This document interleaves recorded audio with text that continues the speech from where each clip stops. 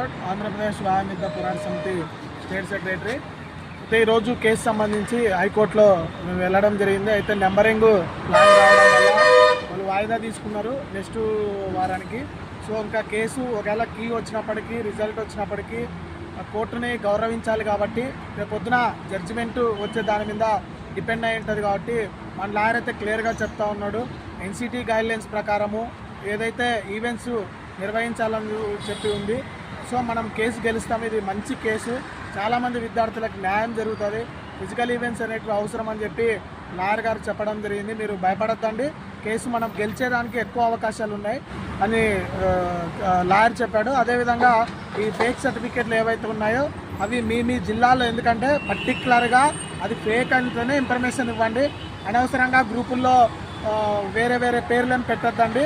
మీకు క్లియర్గా తెలిస్తే మా దగ్గరికి ఇన్ఫామ్ చేయండి. ఎవరైతే ఉద్యోగాలు చేస్తూ కోర్సులు చేశారో వాళ్ళ మీద ఖచ్చితంగా చర్యలు తీసుకుంటాం. అంతేగాని అదేవిధంగా మీ జిల్లాలో ఉన్నటువంటి జిల్లా కలెక్టర్ గారికి, డిఈఓ గారికి మీరు రిప్రజెంటేషన్లు ఇవ్వండి. మీ ముందు ఎవరైనా మీకంటే ఒకవేళ ఫేక్గా వాళ్ళు ఈ కోర్స్ సర్టిఫికేట్ తెచ్చుకున్నారని మీకు తెలిస్తే మీరే రిప్రజెంటేట్ చేయండి.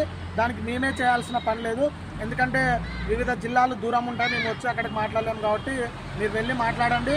మీ జిల్లా కలెక్టర్ గారికి, మీ జిల్లా డిఈఓ గారికి కంప్లీట్ చేయండి. ఆ తర్వాత ఎందుకంటే తెలంగాణ గవర్నమెంట్ ఆల్రెడీ అక్కడ డిసైడ్ చేసింది. ఉద్యోగాలు వచ్చిన తర్వాత కూడా వాళ్ళని సస్పెండ్ చేయడం జరిగింది. వివిధ కేసుల్లో కూడా మేము చూస్తున్నాం ఫేక్ సర్టిఫికేట్లకు సంబంధించి. సో దాన్ని మీరు కన్సల్ట్ చేస్తూ ముందరకెళ్ళిపోండి. మీకు అన్యాయం జరిగింది ఏదో గ్రూపుల్లోనో మాకు ఫోన్లు చేస్తూ మాట్లాడడం కాదు. మీకు అన్యాయం అనిపిస్తే మీరు ముందరకెళ్ళండి, లేదంటే దాని గురించి ఎవరు కూడా. సో ఉద్యోగాలు అనేటివి మీరందరూ కష్టపడ్డారు, ట్రైనింగ్ చేశారు. మేము మా వంతుగా కష్టపడి ట్రైనింగ్ చేసిన వాళ్ళకి ఉద్యోగాలు రావాలని ఒక చిన్న ఆశతో ఇంత దూరం మా ప్రయత్నం మా సొంత ఖర్చులతో ముందరికి వెళ్ళిపోతూ ఉన్నాం. సో మీరు కూడా సపోర్ట్ చేయండి. మీ జిల్లాలో మీ సమస్య మీద మాట్లాడండి. వాళ్ళు చర్యలు తీసుకోకపోతే మేము దాని గురించి మాట్లాడతాం. ఆల్రెడీ కమిషనర్ గారికి, తర్వాత ప్రిన్సిపల్ సెక్రటరీ గారికి, లోకేష్ పేషీలో గౌరవ విద్యాశాఖ మంత్రి వారు నారా లోకేష్ గారి పేషీలో ఇవ్వడం జరిగింది. సో దీన్ని ఒక పద్ధతిగా మేము తీసుకెళ్తా ఉన్నాం. సో ఎవరు అదే పడద్దండి. మీ జిల్లాలో మీ డిఈఓలకి, కలెక్టర్లకి మీకు ఏమైనా అనుమానాలు ఉంటే పక్కా ప్రణాళికతో ప్రూఫ్తో తీసుకెళ్ళి వాళ్ళకి సబ్మిట్ చేయండి. Okay, right, thank you.